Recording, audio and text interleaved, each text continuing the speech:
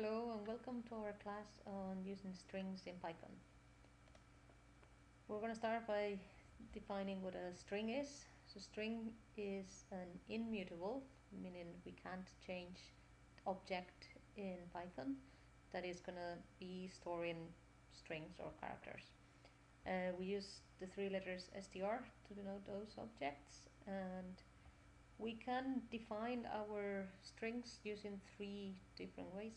The first one is using single quotes, and if we use single quotes, so our string starts at this point here and finishes at this point here. That means that if in between in our text we want to use, in this case, double quotation marks, we can, because the single quotation marks outside are the ones defining what the string is. If we use double quotations on the outside, that allows us to use single quotation marks inside. And then we can also use triple single quotes or triple double quotes. They all have exactly the same effect. Now we're going to have a look at the different elements inside a string and how do we refer to them, and we're going to be using what is called slice notation, which will allow us to cut bits of the string. So let's say we define a string with the name, and the string itself contains the letters capital E, double L, E and N. We can use square brackets and the index number to refer to one element of the string. In this case, the index starts at 0, and that's going to be the case in any structure in Python. So the first element will have index 0, and if we say name 0 enter, then we'll get E as the answer. Same way, name 1 is the second element of the string, so it's an L. We can also, as I was saying, use slice notation, so we can say go into string name and take all the elements from 0, from the first one, till the element with index 2, not including that one. So this is going to give us elements 0 and 1. We can leave one of those two numbers empty. So if we leave the first number empty, it means from the beginning till element with index 3, not including that one. So 0, 1 and 2, and that's what we get, 0, 1 and 2, E, L, L. Or if we leave the last one empty, what we get is elements 2 till the end. In this case, 2, 3 and 4. Another special index we can use is a negative index. In this case I've used -1, but it can be -2, -3, -4. Basically what this means is we start counting from the right hand side. So if we look at ln and we look from the left hand side, we count from the left hand side. The capital E is index 0, the first L is index 1, second L is index 2, E is index 3 and N is index 4. But we can also start from the right hand side. In this case there's no 0, we just start with -1 is the last element, as we see here. -2 would be the second last, -3, 3 from the end, and so on. So what happens if we say go to the string name and we want to go from the element -2 till the end? This is -1, this is -2, what we're going to get is an EN. That's the answer to that question. When we're working with strings, sometimes we want to know if a particular letter or group of letters are in the string, and we can query that using the in command. So let's say we have a variable, a string variable called name2, and we are storing the word Washington in it. We can ask Python if sh is in that string by saying sh in quotation marks in name2, and the answer is true. Now we'll have here a little exercise where we're gonna use these two words, expectation and sorry, and we're gonna try to, I want you to think about this, try to find the first three characters using slice notation, the last three characters, the second and third characters, and find if the substring ATION is part of the word. We just want to know if it is there. I'll let you think about this for a few minutes. So pause the video here, think about your string notation, and when you're ready, click play again. Okay, so you've thought about it. These are your answers, or my answers, I should say. So find the first three characters. We're going to go from 0 till index 3. Careful here, remember the last value is not included, so this is really in elements 0, 1 and 2. Those are three characters. And the same, so in this case I've saved these words in a variable called exp and sor. The last three characters, I'm going from the -3 till the end, and -3 till the end. Second and third characters, because I know that we're starting at 0, the second character is 1, and I want to finish at number 3, which means I'm going to take 1 and 2, which are the second and third characters. And then to find out if this substring or this string ATION is a substring of the two words that I have, the two variables I have, I just need to put my string and say in the string, and this will return true for exp, for expectation, because we have ATION at the end, and it will return false for sorry. Now we're gonna go over some methods that you can use with the objects of type string.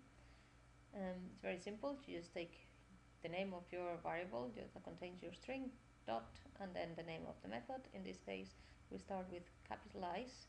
So if we give our string, use the method capitalize on our string name, in this case, name dot capitalize bracket bracket, it will take the first character and make it capitals, and every other character in the string will become lowercase. We can count how many times a substring appears in a string. So we could say name.count, and this is our substring, and it will tell us how many times the substring LE appears in the string name. We can also find out if our string ends with a particular suffix or starts with a particular prefix. We can find a substring in a string, and this method find will tell us where that substring is. If the substring is not found, then it returns a -1. And we can also search within a substring of the bigger string. So we could say, is this particular substring in the last quarter of the word? So we put here start and end values. This find method should only be used if you need to know where that substring is happening. If you just want to know if it is a substring of the string, then you just use in, as we saw earlier. For example, is py in Python. If you just want to know if it is present or not, you use in. If you use find, it will give you where it's happening. So in this case, it will say it's in position 0. Other methods that we have available to us when working in Python is lower. That will say true if they are all lowercase, and false otherwise. Is upper, if all characters are lowercase or uppercase, it will be true, otherwise it will be false. Is numeric, checking if they're all numerical characters. Is space, will tell you if there's only white spaces, it will be true, otherwise it will be false. You can see how this could be useful to find words within a string if you have a sentence or an entire book. So to tokenize your documents, for example. We could make all the characters lowercase or make all the characters uppercase with methods lower and upper. And again, this is very useful if you're asking the user to type in a particular answer and you want to compare that with a stored answer that you have in your system, in your code. You could normalize everything to say lowercase, or make sure that the answer that the user is giving you is written in the same format as the one you have stored for comparing the two. Then a particular function that is very useful and we're going to be using a lot working with strings is the function len. It will tell us, return the length of the string. So it's a function, it's not a method of the class string. that means that the way we use it is we declare our string, and then we don't need to use the string dot and then the method, because it's not a method, it's a function. So we're going to use len bracket, then in this case the string s close bracket, and it's telling us there's 7 characters. The length of s is 7. Okay, so this is all we need to know to start working in our exercises. Our first exercise is one where we are asking the user to enter 2 words, and the code is gonna have to return true or false depending on the words finishing the same way. So we're trying to see if the 2 words rhyme. So 4 characters at the end need to be exactly the same. I'm gonna let you think about this problem. Pause here. Try to use the methods and functions that we've been looking at, and then come back and play again. You can use the one sheet help with all the functions and methods that we've looked at. Okay, so let's have a look at some solutions for this problem. So the first solution I have here is where we ask the user for 2 words. We check the length of each of the words, and then we're going to check if the last element minus 1, the length minus 1 is equal to the length minus 1.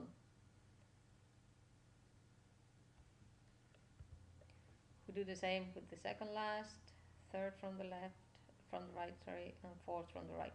If you see len is going to give you, let's say there's 7 letters, because we're starting at 0, the last element is going to be len minus 1. Okay, so if we have 4 letters, the first one is going to have index 0, second one index 1, third one index 2, and the last one will have index 3. So len will tell us 4, but the last element has an index 3, number 3. Okay, so we're comparing, remember comparing 2 values, we use equals equals when we're comparing 2 variables, and this is either going to be true or false. So equals will be true or false, and the same for equals 2, 3, 4, and I'm just printing all the values. If they are all true, then that means that the 2 words are the same. It's not the nicest answer, but it works. Let's have a look at a different option. We have the 2 words entered by the user. We don't need to calculate the length, because we know that we have our command index, negative index, minus 1, minus 2, minus 3, that will start reading from the right hand side. So we can do the same. If p minus 1 equals q minus 1, that means the last 2 elements of both words are the same. We do the same with second last, third from the right, fourth from the right, and then we have our equal 1 and equals 2 and equals 3 and so on. Oops. And the last one, the last option, which is the most Pythonic version of this code, is we enter the 2 words, and this should be lowercase, print. Then we have if the elements from minus 4 till the end are equal to the elements minus 4 till the end, print that value.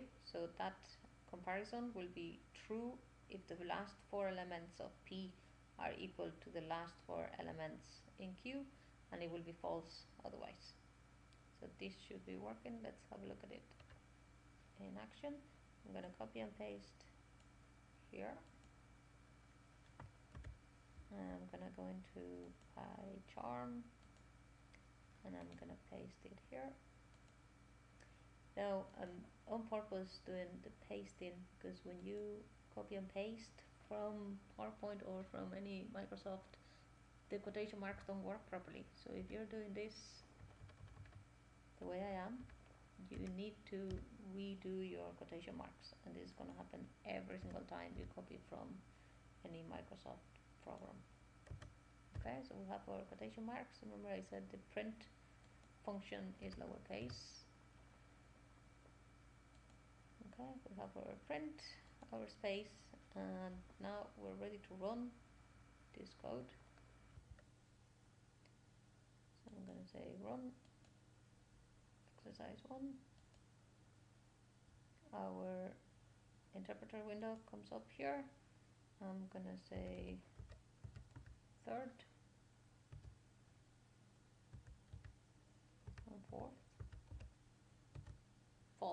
those two words don't finish with the same 4 digits. If I go back up here and I rerun it, I can now, it comes up on my list. So I can run it straight away, and if I type in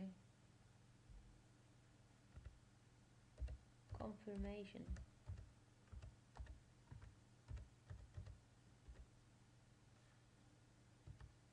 and expectation,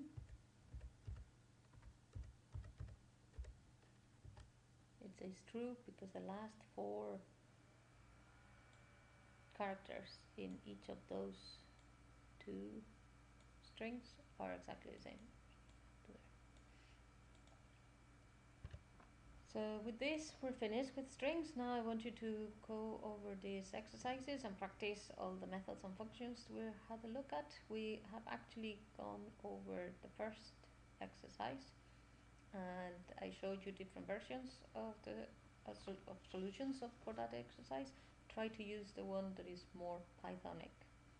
So avoid overdoing calculations that can be done with slice notation, like calculating the length of the word and then subtracting values from it.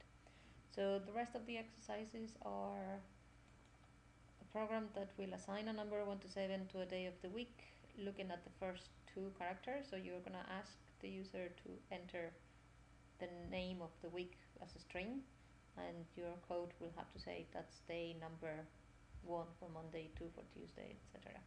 And you can use if statements. Then we're going to write another program that will ask the user to type 2 words and count how many characters in each of them and return which one is the longest and by how many characters. The next one is going to be a program that will determine if a 5-character word that the user can enter is a palindrome or not. And a palindrome is a word that reads the same from left to right and right to left. And the last exercise will be to write a program that gets 2 words and returns true if one word is the reverse of the other. For example, stop and pots. Okay, see you next week.